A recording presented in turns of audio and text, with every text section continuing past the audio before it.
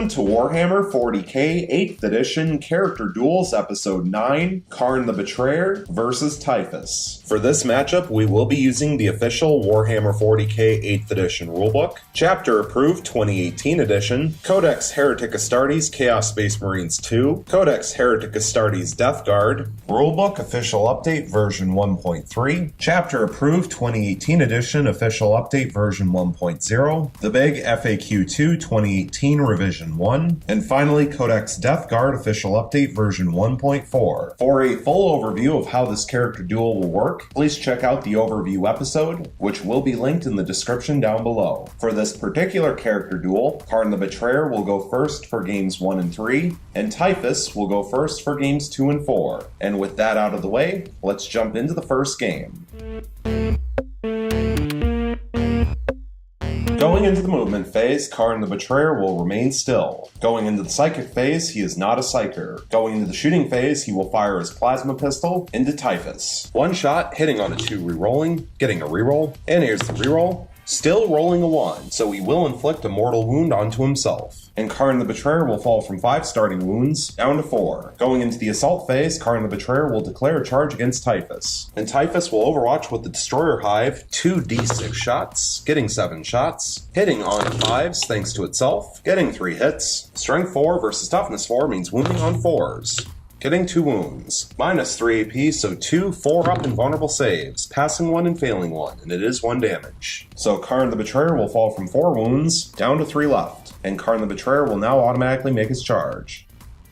Going into the fight phase, Kharn the Betrayer will place all of his attacks onto Typhus. 7 attacks base on the charge with Gorechild, hitting on 2s, getting 6 hits. Strength 6 versus Toughness 5 means wounding on 3s. And that could be better, getting 3 wounds. Minus 4 AP, so 3 4-up invulnerable saves. Passing 1, failing 2, and they are D3 damage piece. So 2 D3 damage, getting 3 damage. 3 5-up disgustingly resilient rolls, passing 1, failing 2. And Typhus will fall from 6 starting wounds down to 4. And now Kharn the Betrayer will get to attack for a second time. 7 attacks base on the charge with Gorechild, hitting on 2s.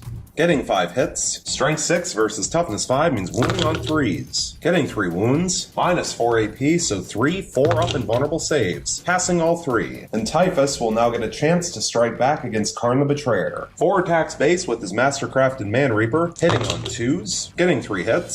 Strength 7 versus Toughness 4 means wounding on 3s, rerolling 1s thanks to being a plague weapon. Getting 2 wounds. Minus 3 AP, so 2 4-up invulnerable saves. Passing 1 and failing 1, and it is 3 damage. So Kharn the Betrayer will lose his final 3 wounds and be killed off. Which means that Typhus will win game 1. So we will now reset and go into game 2.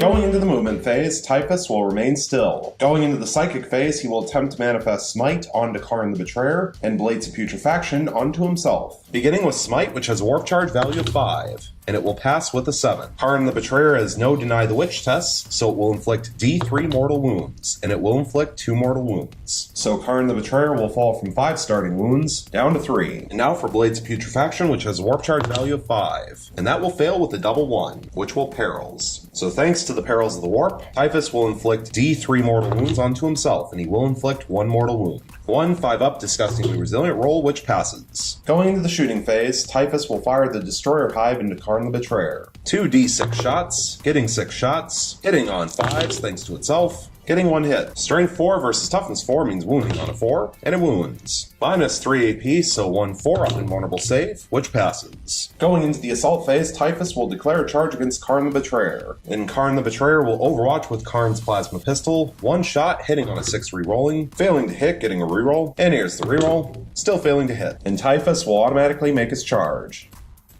Going into the fight phase, Typhus will begin by placing all of his attacks onto Kharn the Betrayer. 4 attacks base with his Mastercrafted Man Reaper, hitting on 2s, and that's awful. Getting 1 hit. Strength 7 versus Toughness 4 means wounding on a 3, rerolling a 1, and failing to wound. So now Kharn the Betrayer will get to attack back. 6 attacks base with Gorechild, hitting on 2s, getting 5 hits. Strength 6 versus Toughness 5 means wounding on 3s, getting 3 wounds. Minus 4 AP, so 3 4-up invulnerable saves, passing 2, failing 1, and it is D3 damage. So here's the D3 roll, getting 2 damage. 2 5-up disgustingly resilient rolls, passing 1 and failing 1. So Typhus will fall from 6 starting wounds down to 5, and now Kharn the Betrayer will get to attack for a second time. 6 attacks base with Gorechild, hitting on 2s, getting all 6 hits. Strength 6 versus Toughness 5 means wounding on 3s.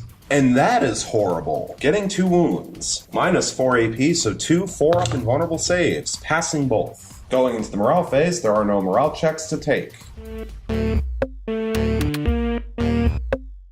Going into the movement phase, Kharn the Betrayer will remain locked in combat with Typhus. Going into the psychic phase, he is not a psyker. Going into the shooting phase, he will fire his plasma pistol into Typhus. 1 shot, hitting on a 2 re-rolling, getting a hit. Strength 8 versus Toughness 5 means wounding on 3s, getting a wound. Minus 3 AP, so 1 4-up invulnerable save, which passes. Going into the assault phase, Kharn the Betrayer is already locked in combat with Typhus. So going into the fight phase, Kharn the Betrayer will begin by placing all of his attacks onto Typhus. 6 attacks base with Gorechild, hitting on 2s, getting all 6 hits. Strength 6 versus Toughness 5 means wounding on 3s, getting 4 wounds. Minus 4 AP, so 4 4-up invulnerable saves, passing all 4. And because neither of these 2 characters charged, that will mean Typhus will get to strike back before Kharn the Betrayer can make his second set of attacks. So Typhus will place all of his attacks onto Kharn the Betrayer. 4 attacks base with his mastercrafted Man Reaper, hitting on 2s, getting 3 hits. Strength 7 versus Toughness 4 means wounding on 3s, rerolling 1s. And that is awful, getting 1 wound. Minus 3 AP, so 1 4-up invulnerable save, which fails, and it is 3 damage. So Kharn the Betrayer will lose his final 3 wounds and be killed off.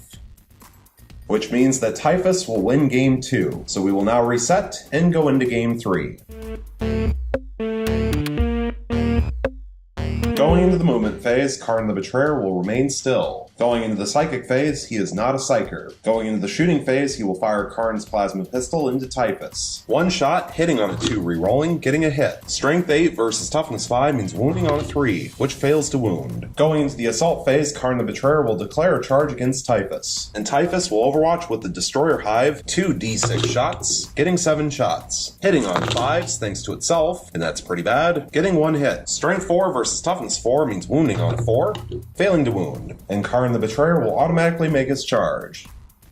Going into the fight phase, Kharn the Betrayer will place all of his attacks onto Typhus. 7 attacks base on the charge with Gorechild, hitting on 2s, and that's pretty bad, getting 4 hits. Strength 6 versus Toughness 5 means wounding on 3s, getting 3 wounds. Minus 4 AP, so 3 4-up invulnerable saves, passing 2, failing 1, and it is D3 damage. And here's the D3 roll, getting 3 damage. 3 5-up disgustingly resilient rolls, passing 1, failing 2. So Typhus will fall from 6 starting wounds down to 4, and now Kharn the Betrayer will get to attack Typhus for a second time. 7 attacks base on the charge with Gorechild, hitting on 2s.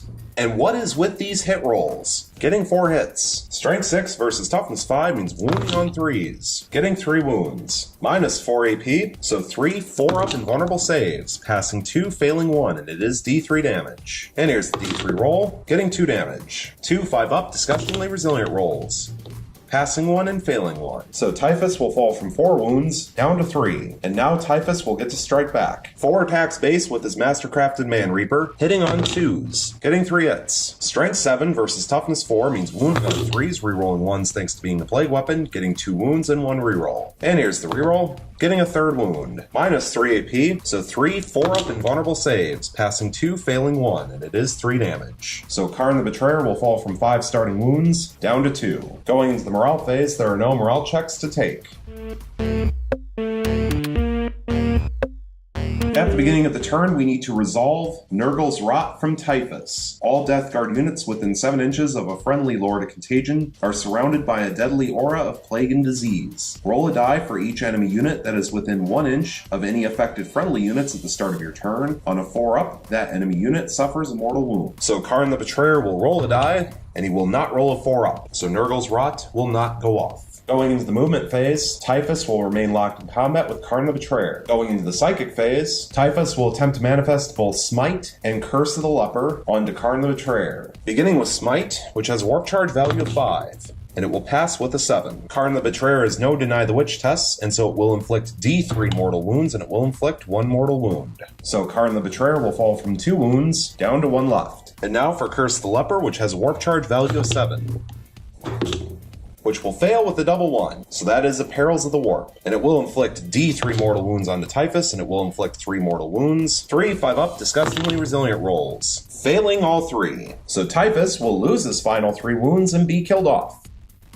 Which means that Kharn the Betrayer will win Game 3. So we will now reset and go into Game 4.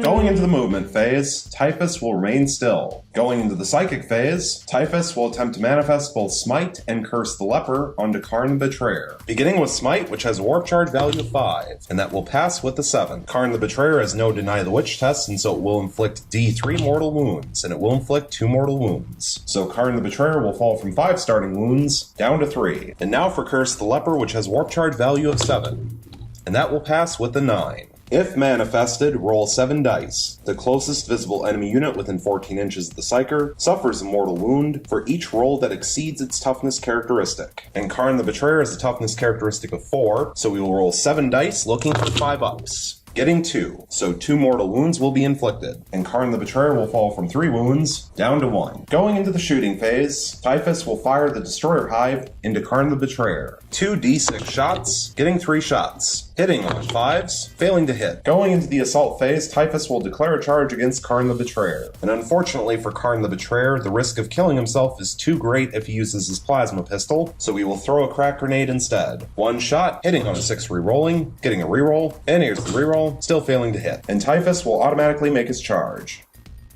Going into the fight phase, he will place all of his attacks onto Kharn the Betrayer. 4 attacks base with the Mastercrafted Man Reaper, hitting on 2s, getting all 4 hits. Strength 7 versus Toughness 4 means wounding on 3s, rerolling 1s thanks to being a plague weapon, getting 3 wounds, minus 3 AP, so 3 4-up invulnerable saves, passing 1, failing 2, and they are 3 damage apiece. So Kharn the Betrayer will lose his last wound and be killed off. Which means Typhus will win Game 4, and this character duel is now over.